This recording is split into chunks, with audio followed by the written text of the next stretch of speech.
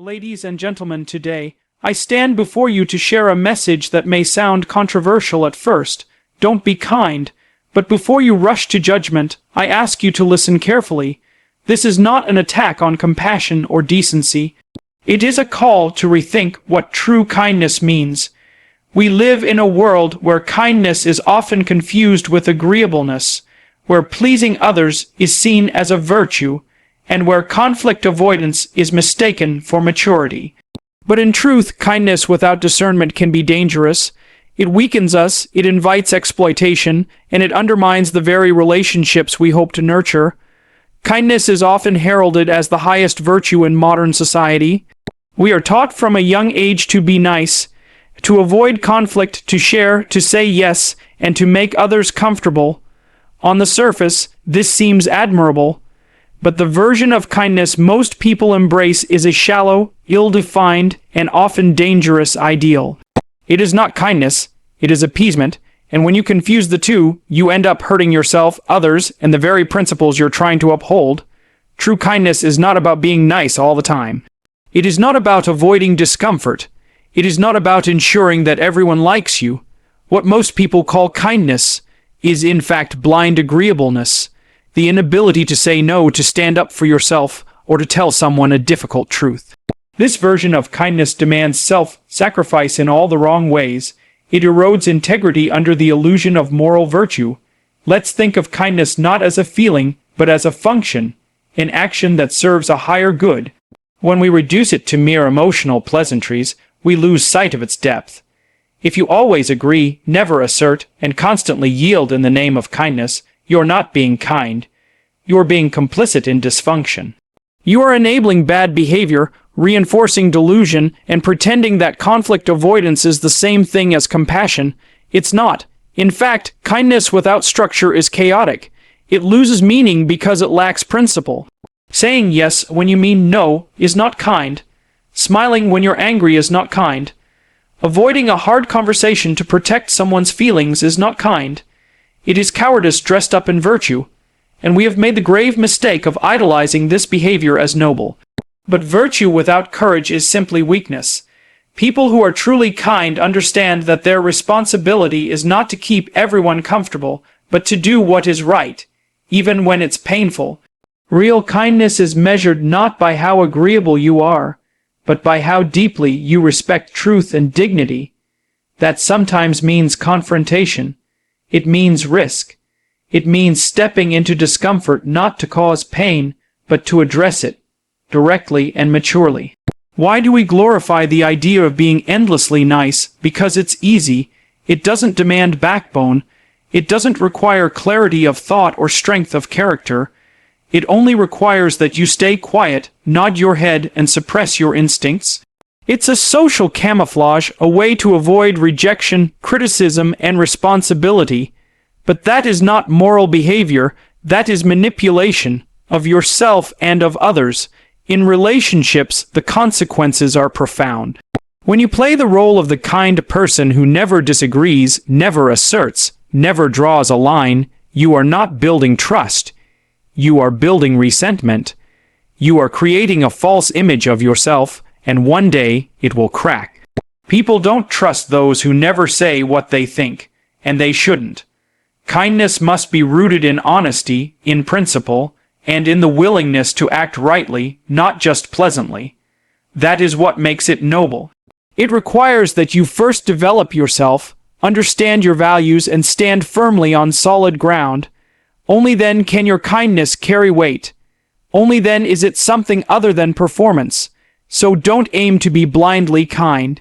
Aim to be someone who can carry both truth and compassion in the same hand, because without that, kindness is just another form of weakness, and weakness is no virtue at all.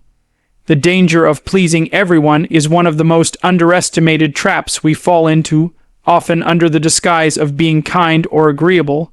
It seems harmless at first, after all. Who doesn't want to be liked, appreciated, and seen as cooperative? But behind this urge to please lies a deep risk, the erosion of one's own identity, the quiet buildup of resentment, and the gradual collapse of meaningful relationships and self-respect. At the heart of people, Pleasing is the assumption that harmony is always good, that avoiding conflict is virtuous, and that smoothing things over is a sign of maturity. But the truth is far more complicated. When you live to please others, you are no longer living in alignment with your own values or needs.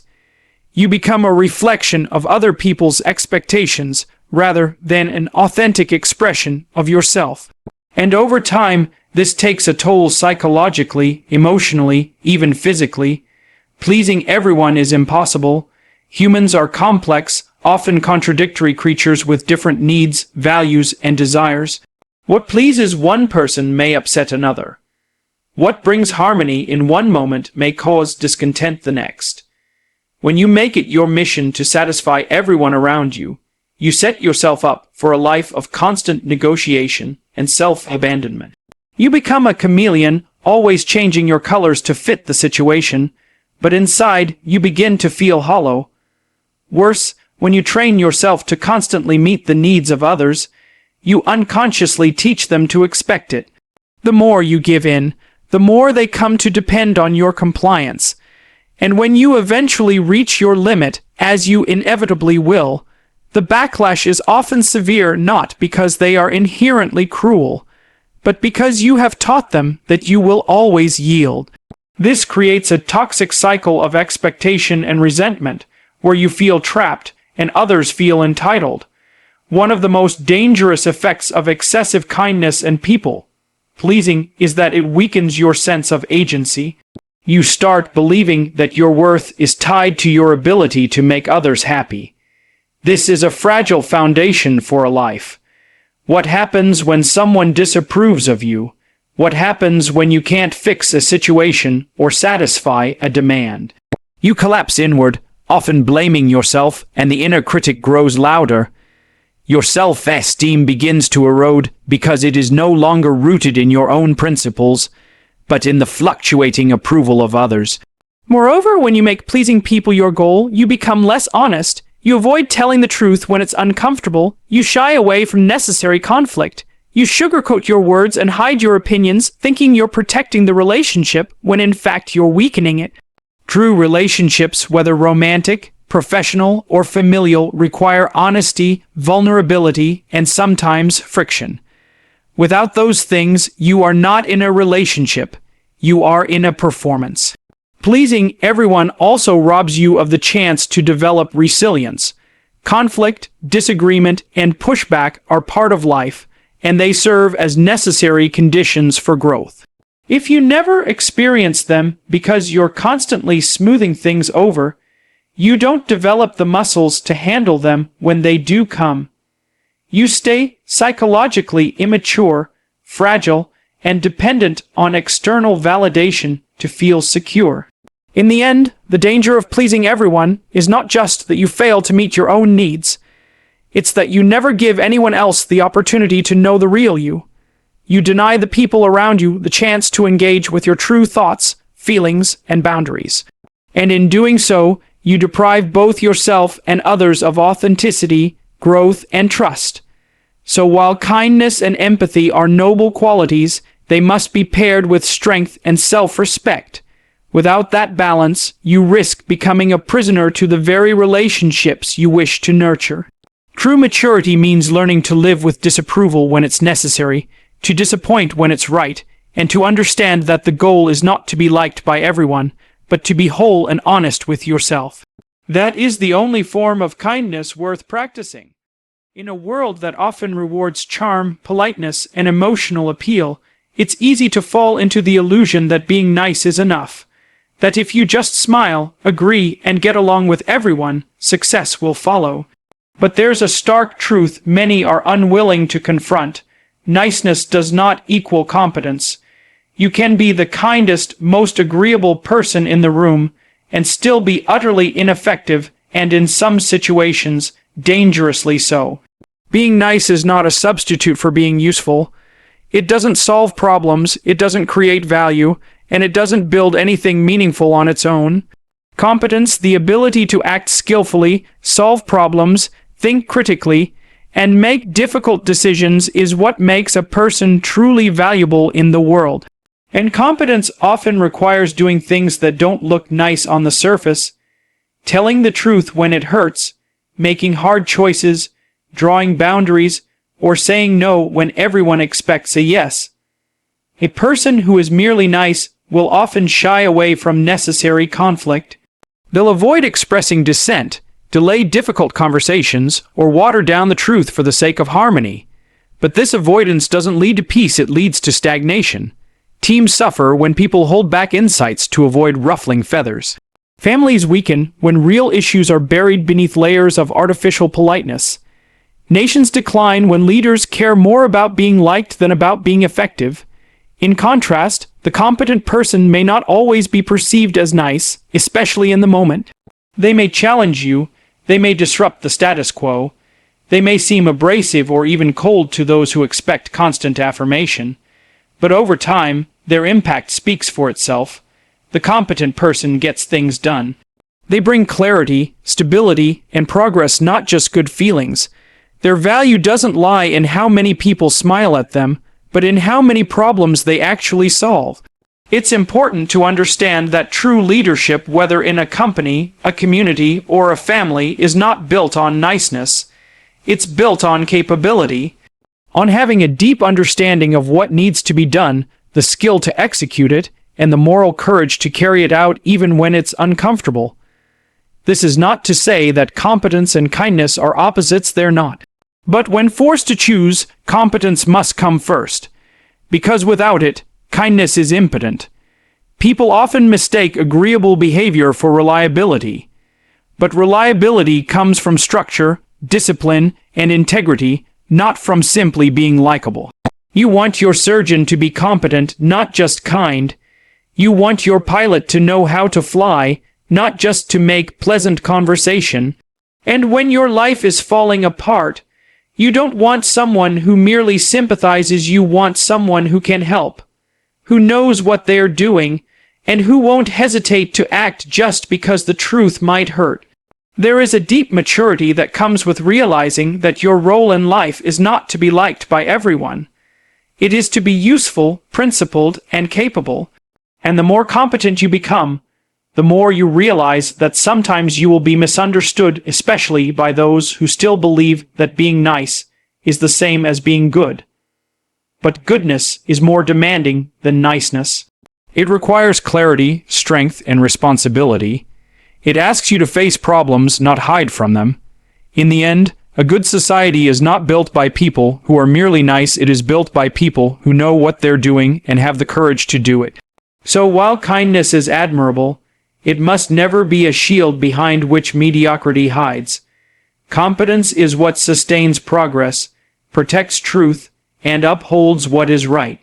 Seek to be kind if you can, but never at the cost of being competent, because competence, in the long run, is the truest form of service. Honesty is one of the most misunderstood and underappreciated virtues in our time.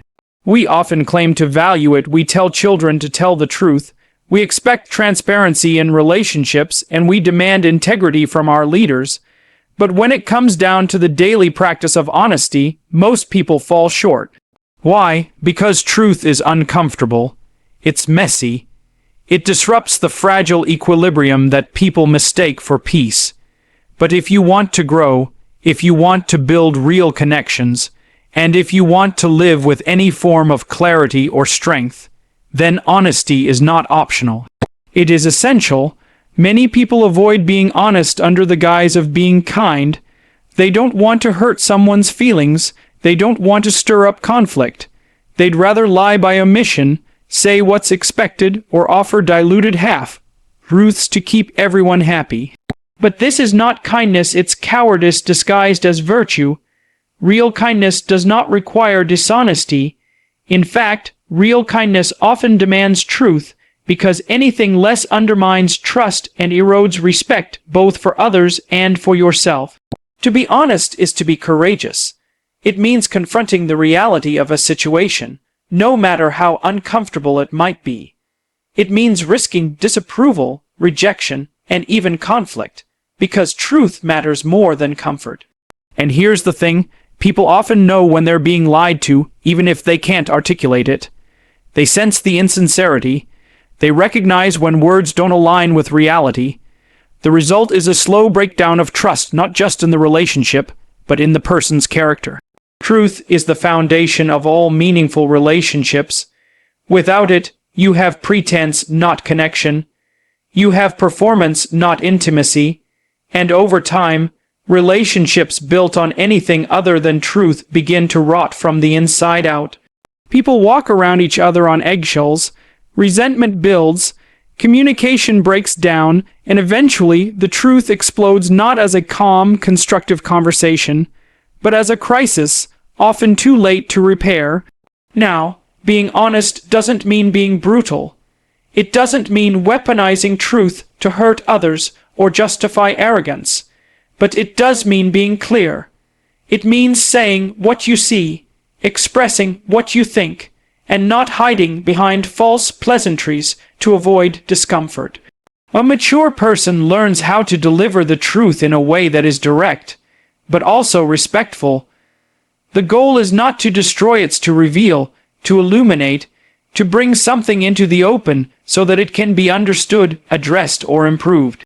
The truth is not always easy to hear, but it is always a gift because it gives people the opportunity to respond, to grow, and to act with clarity.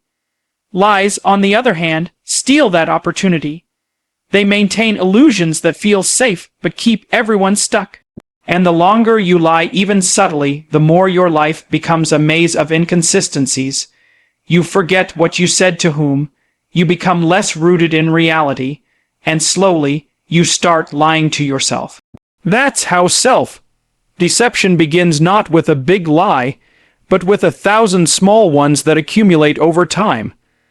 Honesty also sharpens you.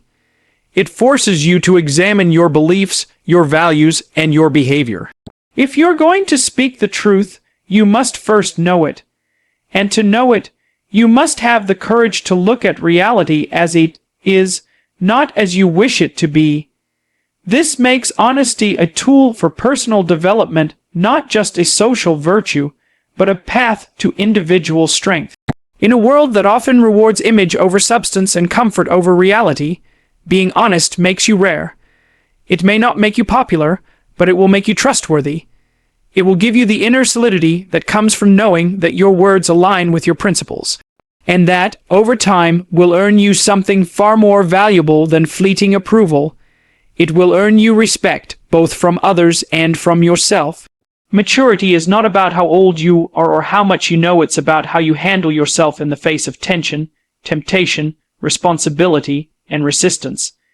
And one of the most defining features of a mature person is their ability to set boundaries. Boundaries are not walls you put up to push people away. They are the lines you draw to protect your integrity, time, energy, and values. Without boundaries, there is no self-respect. There is only compliance, confusion, and exhaustion. We live in a culture that subtly and sometimes overtly encourages boundarylessness. People are praised for always being available, for saying yes, for putting others first no matter the cost. And while selflessness may sound noble when it is practiced without limits, it quickly becomes a form of self-destruction. You cannot give endlessly without becoming empty. You cannot accommodate everyone without betraying yourself. At some point, if you don't draw the line, someone else will draw it for you, and you won't like where they place it. Setting boundaries is difficult, especially for those who have been conditioned to equate kindness with compliance.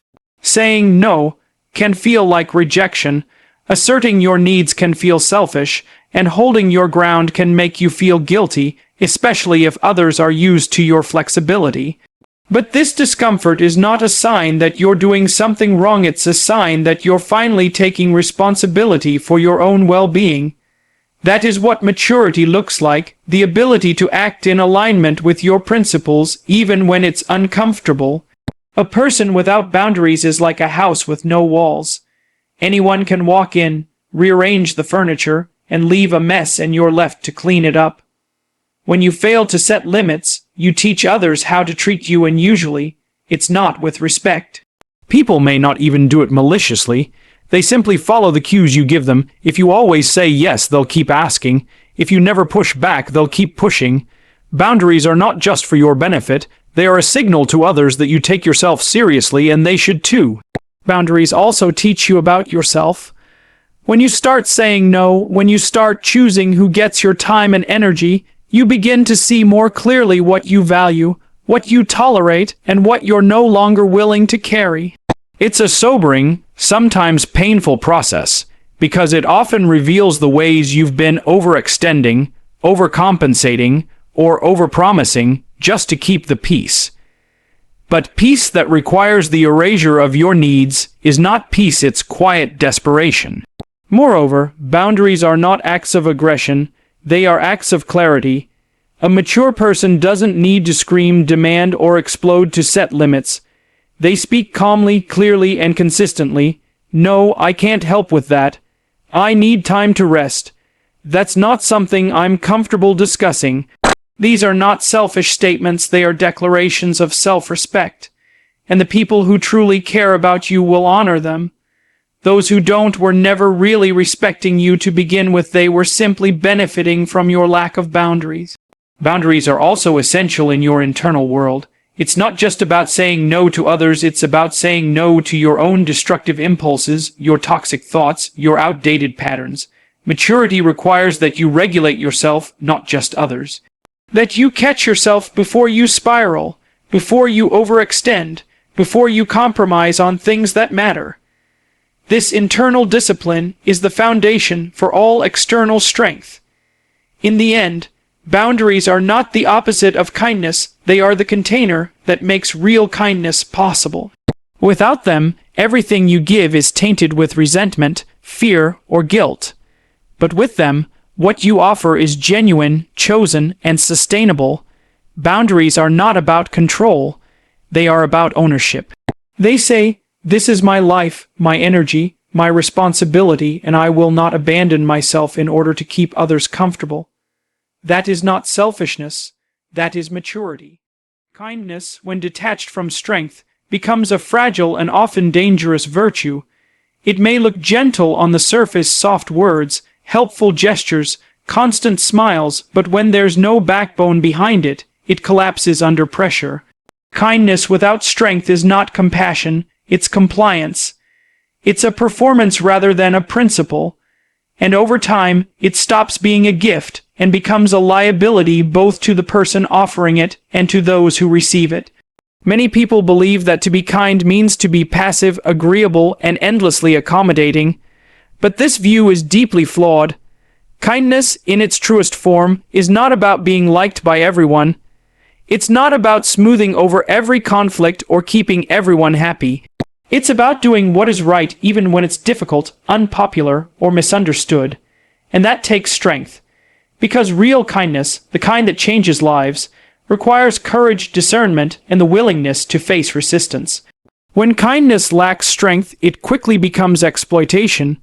People sense weakness, they may not admit it, and they may not act with cruel intent. But when someone is always agreeable, always yielding, always unwilling to push back, they become an easy target. Others begin to expect that they will bend, compromise, or sacrifice, no matter the cost. This isn't because the world is full of malicious people. It's because human beings, by nature, test boundaries. And if you don't have any, they'll keep pushing, not necessarily out of malice, but out of habit. Kindness should never come at the expense of your own dignity. When you say yes out of fear rather than choice, that's not kindness, it's submission.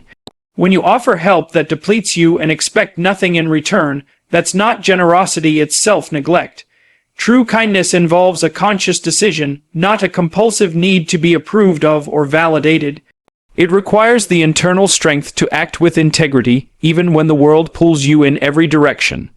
The strongest people are not the loudest, the harshest, or the most aggressive. The strongest people are those who can be kind without being weak, who can stand firm in their values, speak the truth clearly, and extend compassion without compromising their own worth. Their kindness is not driven by fear, guilt, or the desire to be seen as nice.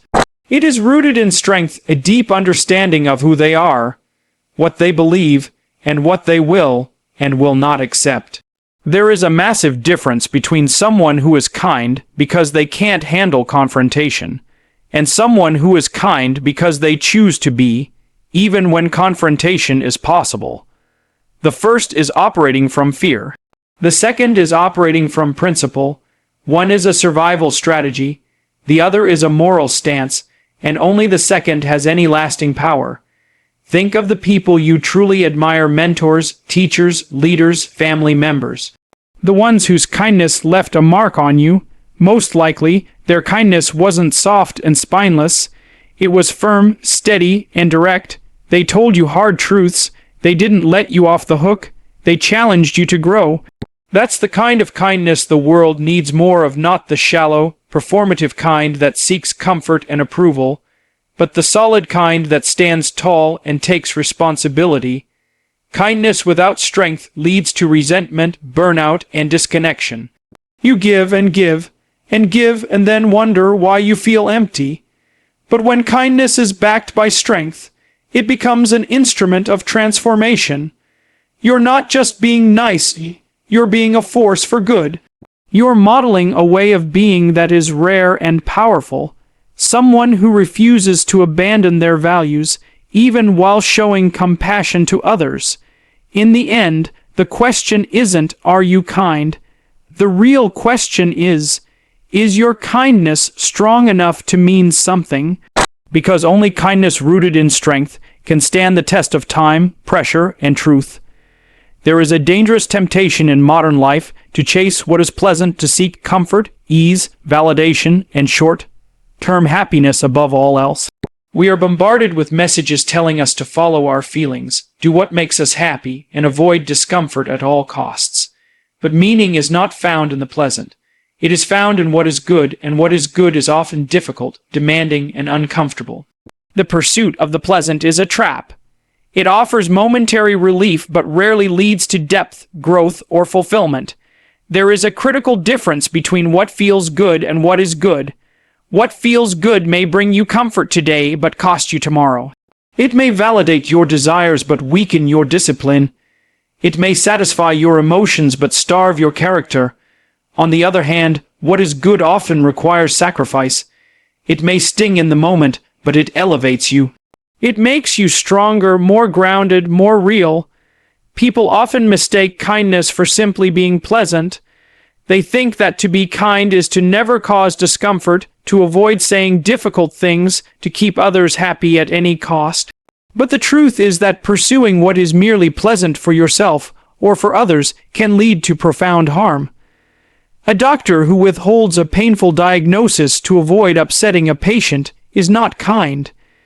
A parent who never disciplines a child because they want to be liked is not doing the child a favor. A leader who avoids hard truths for the sake of popularity is not strong. In each case, the pursuit of the pleasant leads to long-term damage. Doing what is good often requires that we tolerate discomfort, both our own and others. It means saying no when saying yes would be easier. It means telling someone the truth even when it hurts. It means standing firm in your values even when it makes you unpopular. These actions are not pleasant. They don't feel good in the moment, but they are good because they preserve integrity, promote growth, and protect what truly matters. The person who always chooses what is pleasant becomes fragile. They avoid difficulty, and as a result, they never develop the resilience needed to face life's real challenges. They are easily manipulated because they prioritize comfort over clarity. They are easily exhausted because they chase short-term relief at the expense of long-term stability. And worst of all, they lose touch with themselves because the pleasant path rarely aligns with who we truly are or who we are capable of becoming. Goodness is rooted in principle, not in emotion. It requires vision, the ability to see beyond the immediate moment and ask, what is right? What is needed? What serves the highest purpose?